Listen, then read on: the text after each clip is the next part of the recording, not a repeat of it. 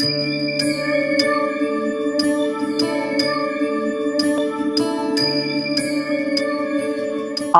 ஆன்மீக நேயர்கள், ஜோதிட அன்பர்கள் அனைவருக்கும் அன்பான வணக்கங்கள். நான் உங்கள் வாழ்க வளமுடன் ஜோதிடர் ஸ்ரீ குரு சுந்தர வடிவேல். இப்ப பாத்தீங்கன்னா மாசி மாதத்திற்கான பலாபலன்கள் எப்படி இருக்குது, ஒவ்வொரு ராசிக்கும் எப்படி இருக்கு, என்ன செய்யலாம், என்ன செய்யக்கூடாது, என்ன விதமான முயற்சிகள் கை கொடுக்கும் அப்படிங்கிறதை பற்றியும், கிரக பயிற்சிகள் பற்றியும், அது மட்டும் இல்லைங்க, ஒவ்வொரு நட்சத்திரத்துக்கும் என்னென்ன பலாபலன்கள் இருக்குது, என்ன விதமான வழிபாடுகள் உகந்ததாக இருக்கும் அப்படிங்கிறதை பற்றி விரிவா தெளிவா நம்ம பார்க்க இருக்கிறோம். இந்த மாசி மாசம் அப்படின்னு எடுத்துக்கிட்டோம்னாலே சூரியன் பார்த்தீங்கன்னா காலச்சக்கரத்தின் 11ஆம் இடமான லாபஸ்தானத்துல அமர்ந்து அருள்பளிக்கக்கூடிய ஒரு அற்புதமான மாதம் மாசி மாதம். இந்த மாசி மாசத்துல பல்வேறு விதமான சிறப்புகள் இருந்தாலும் ஒரு பொதுவான ஒரு சில சிறப்புகள் எப்படி இருக்கு அப்படின்னு பார்க்கையில, இப்போ உலகத்துல பாத்தீங்கன்னா சுபகாரியங்கள் நிறைய நடக்கக்கூடிய ஒரு அமைப்பு அப்படிங்கிறது இருக்குது. தங்கம் வெள்ளி விலை அப்படிங்கிறது பாத்தீங்கன்னா இந்த மாதத்தோட பிற்பகுதியில குறையக்கூடிய ஒரு அமைப்பு அப்படிங்கிறது இருக்குது.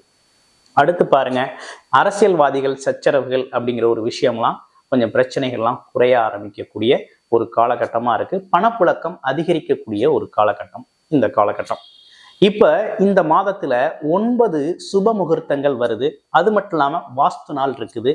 மிகவும் சிறப்புக்குரிய மகா சிவராத்திரி அப்படிங்கிற ஒரு விஷயம் இந்த மாதத்துல தொடங்குதுங்க, இந்த மாதத்துல இருக்குதுங்க. அந்த மகா சிவராத்திரி நன்னாள்ல விரதம் இருந்து நம்ம செய்யல பல்வேறு விதமான பாவங்களை போக்கக்கூடிய ஒரு அற்புதமான நன்னாள் தான் அந்த மகா சிவராத்திரி திருநாள். ஸோ இப்ப ஒவ்வொரு ராசிக்கும் எப்படி இருக்குது, என்ன செய்யலாம் அப்படிங்கிறதை பற்றி, உங்க ராசிக்கு எப்படி இருக்கு அப்படிங்கிறதை பற்றி விரிவா பார்ப்போம். விருச்சிக ராசி, காலச்சக்கரத்தின் 8வது ராசியான விருச்சிக ராசிக்கு இந்த மாசி மாசம் அப்படிங்கிறது என்ன விதமான கிரக அமைப்புகள் இருக்குது அப்படின்னு பார்த்தீங்கன்னா, ராசியிலிருந்து உங்களுடைய ராசியிலிருந்து 4ஆம் இடத்துல சனி பகவான் ஆட்சி பெற்று இருக்கக்கூடிய ஒரு அமைப்பு. அடுத்து பார்த்தீங்கன்னா புதன் கூடவே இருக்கிறாரு, சூரியனும் கூடவே இருக்கக்கூடிய ஒரு அமைப்பு இருக்குது. 5ஆம் இடத்துல பார்த்தீங்கன்னா ராகு சுக்கிரன் இணைவு பெற்று இருக்கக்கூடிய ஒரு அமைப்பு இருக்குது. அப்படியே 7ஆம் இடத்துல பார்த்தீங்கன்னா குரு பகவான் உங்களுடைய ராசியை பார்த்துக்கிட்டு இருக்கார். இப்பதான் வக்ர நிவர்த்தியாகி நல்ல நிலைமையில உங்களை பார்த்துக்கிட்டு இருக்கிறார். அடுத்து பாருங்க, 8ஆம் இடத்துல செவ்வாய் பகவான் வக்ரகதி நிலையில இருக்கிறாங்க. 9 10ஆம் இடத்துல பார்த்தீங்கன்னா இப்ப சந்திரன் இருக்கிறாரு. 11ஆம் இடத்துல கேது பகவான் இருக்கக்கூடிய இந்த கிரக அமைப்புகள் என்ன சொல்லுது இந்த மாசி மாசத்துக்கு உங்களுக்கு அப்படின்னு பார்த்தோம்னா, இப்ப இந்த மாசி மாசத்துல ரொம்ப சிறப்புகளை அடைய போற ராசிகள்ல விருச்சிக ராசியும் ஒன்று. ஏன்னா விருச்சிக ராசி அன்பர்களுக்கு இந்த கடந்த மாதங்கள்ல பார்த்தீங்கன்னா இந்த குரு வக்ரகதி நிலையில இருந்து பாரப்பட்ட அந்த பார்வை பலன் சரியா இல்லை. இப்ப வக்ர நிவர்த்தி அடைத்தார். 1. 2வது விஷயம் என்னன்னா, களத்திரக்காரகன் சொல்லக்கூடிய 7ஆம் அதிபதி அதாவது சுக்கிரன் பார்த்தீங்கன்னா 5ஆம் இடத்துல அமர்ந்து ராகுவோடு அமர்ந்து உச்ச நிலையில் இருக்கக்கூடிய ஒரு அமைப்பு இருக்குது. 2. அடுத்து 5 கூடையவர் ஒரு குருவோடு பரிவர்த்தனை யோகம் வேற இருக்கு. ஓகேங்களா? அடுத்து பாருங்க, இன்னும் நிறைய நல்ல சிறப்புகள் இருக்கு. சந்திரனும் சூரியனும் 4ஆம் இடத்துல சேர்ந்து தர்ம கர்மாதிபதி யோகத்தை ஏற்படுத்துறாங்க. அது ஒரு விஷயம் ஏற்பட்டிருக்கு. ஸோ பல்வேறு விதமான யோக அமைப்புகளோட உங்களுக்கு இந்த வாழ்க்கை இந்த காலகட்டம் தொடங்குது. இப்ப இன்னொரு விஷயம் என்னன்னா, 8ஆம் இடத்துல போய் இந்த பார்த்தீங்கன்னா சந்திரன் செவ்வாயோட போய் இணைகையில என்ன நடக்குதுன்னா அஷ்டமங்கள யோகம் அப்படிங்கிற ஒரு விஷயம் ஏற்படுது. இப்ப பல்வேறு விதமான யோக அமைப்புகளோட இந்த மாதம் விருச்சிக ராசிக்கு தொடங்குது. நம்ப முடியலையா? உங்களுடைய இந்த கோச்சார பலனையும் உங்களுடைய ஜாதகத்தையும் என்ன தசாபுத்தி அமைப்பு நடக்குது அப்படிங்கிறதையும் பார்த்துட்டு பாருங்க. உறுதியா இந்த காலகட்டத்துல உங்களோட முயற்சிகள் கண்டிப்பா பலிக்கும், ஜெயிக்கும் அப்படின்னே சொல்லணும். இப்ப பாருங்க, ஆரம்ப காலகட்டத்தில் உங்களுக்கு எப்படி இருக்கு அப்படின்னா, இந்த மாசி மாசத்தோட தொடக்கத்தில் 1, 2, 3 நாட்கள் எப்படி இருக்கு அப்படின்னு பார்க்கையில கொஞ்சம் கேதுவோட இணைவு பெற்று கேதுவோட சாரத்தில் கேதுவோட பயணம் பண்ணையில என்ன மாதிரி அமைப்பு இருக்குன்னா, தொழில் சார்ந்த சிந்தனை, வேலை தொழில் சார்ந்த சிந்தனையில லாபம் கிடைக்கிறதுக்கான முயற்சிகள் நடக்கும். ஆமா, வேலை, உழைப்பு, வருமானம், அடுத்து பார்த்தீங்கன்னா வியாபாரம் சார்ந்த துறைகளில் இருக்கிறவங்கலாம் அது சார்ந்த முயற்சிகள் எடுக்கிறவோ அதில் ஏதோ ஒரு நெருக்கடிகளை சந்திக்கிறது மாதிரி ஒரு சூழ்நிலை இருக்கும். ஆனால் அது சரியாயிடும். அடுத்தடுத்து வரக்கூடிய அமைப்புகளை பாருங்களே, உங்களுடைய ராசியிலே சந்திரன் வந்து அமர்வார், குரு பார்வை படுது. அடுத்து பார்த்தீங்கன்னா 6-7ஆம் தேதிக்கு பிறகெல்லாம் பார்த்தீங்கன்னா ரொம்ப அற்புதமாக இருக்கு. நேரடியாக குரு உங்களை பார்க்குறார். ஒரு நல்ல அமைப்பு, நீங்கள் செழுமைப்படக்கூடிய நல்ல அமைப்பு இருக்கு. எடுத்த முயற்சிகள் நீண்ட நாளாக பல்வேறு முயற்சிகள் எடுத்து வெற்றி அடையலை, சாதிக்கலை, எந்த முயற்சியும் பலனளிக்கலை அப்படிங்கிறது மாதிரி வருத்தப்பட்ட உங்களுக்கெல்லாம் அனைத்து முயற்சிகளையுமே அடுத்தடுத்து தொடர்ச்சியாக வெற்றி வாய்கை சூடுற வகையில் இந்த கிரக அமைப்புகள் இப்போ நல்லா இருக்குது அப்படிங்கிற மாதிரி இருக்கு. அடுத்து பாருங்க, இப்போ சூரியன் சந்திரன் 4ஆம் இடத்துல இணைகிறாங்க. இணையில பார்த்தீங்கன்னா சூரியன் யாரு அப்படின்னு பார்த்தோன்னா உங்களுடைய ராசிக்கு சூரியன் அப்படிங்கிறது 10 9 சந்திரன். அப்போ 9-10 இணைவு பெற்று 4ஆம் இடத்துல அமரையில தர்ம கர்மாதிபதி யோகம் செயல்படுது.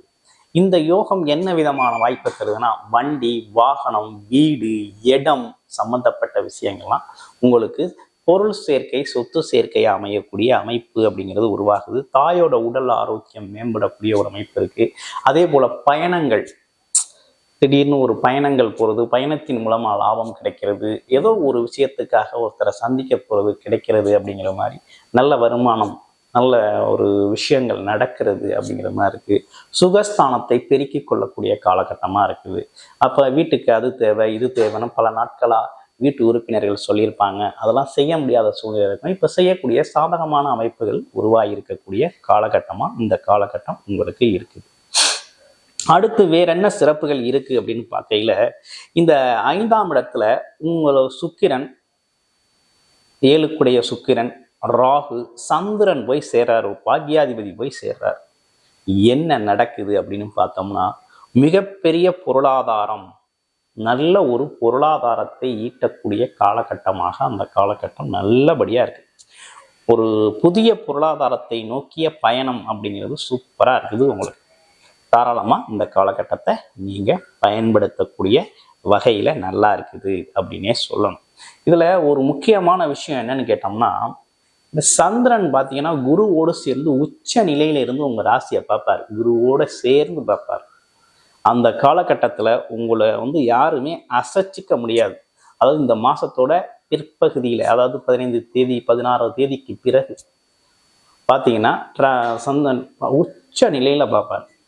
அப்ப உங்களை நோக்கி நிறைய பணம், பொருள், செல்வாக்கு சார்ந்த விஷயங்கள் உங்களை தேடி வரக்கூடிய காலகட்டமாக அமைஞ்சிருக்குது அப்படிங்கிறதுல எந்த சந்தேகமும் இல்லை. அடுத்தடுத்த நாட்கள் எப்படி இருக்குது அப்படின்னு பார்க்கையில அந்த 25 26 தேதி வாக்கிலெல்லாம் பார்த்தோம்னாக்க அஷ்டமங்கல யோகம் அப்படிங்கிற ஒரு விஷயம் செயல்படும். இடம் வாங்குறது, வீடு கட்டுறது, பூமி சம்மந்தப்பட்டு யோசிக்கிறது, இப்படிப்பட்ட விஷயங்களுக்கு உங்களுக்கு இளைய சகோதர உறவுகள் உங்களுக்கு உதவி செய்கிறது, சகோதர சகோதரி உறவுகள் உதவி செய்கிறது, இப்படிப்பட்ட விஷயங்கள்லாம் உங்களுக்கு கிடைக்க இருக்குது.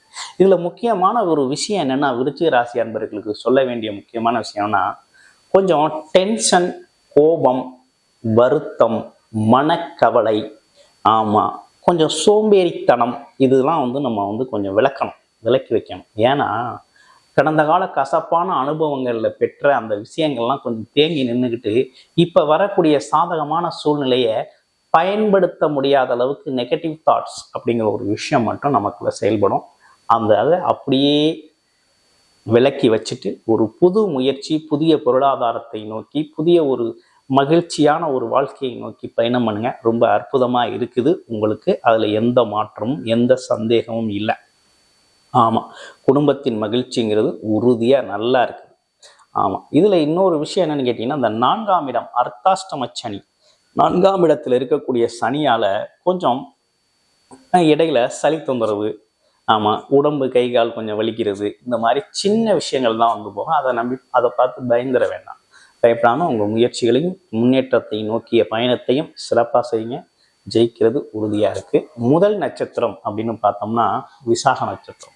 விசாக நட்சத்திரத்தை பொறுத்த வகையில் பொறுமையான குணம், அது மட்டும் இல்லாமல் எல்லோருடையத்திலும் அன்பாக நடந்துக்கிறது, நேர்மையாக பேசுறது, ஆமாம் இப்படிப்பட்ட பண்பாளராக இருக்கக்கூடிய ஒரு அமைப்பு இருக்குது. இவருக்கு இந்த காலகட்டம் என்ன நடக்குது அப்படின்னா, திருமணம் சம்பந்தப்பட்ட விஷயங்கள், கூட்டு தொழில் சம்பந்தப்பட்ட விஷயங்கள், நினைத்த காரியங்கள் நிறைவேறுறது, இப்படிப்பட்ட விஷயங்கள்லாம் நடக்க இருக்கிறது அப்படிங்கிறதுல எந்த சந்தேகமும் இல்லை. அடுத்து அனுச நட்சத்திரம்.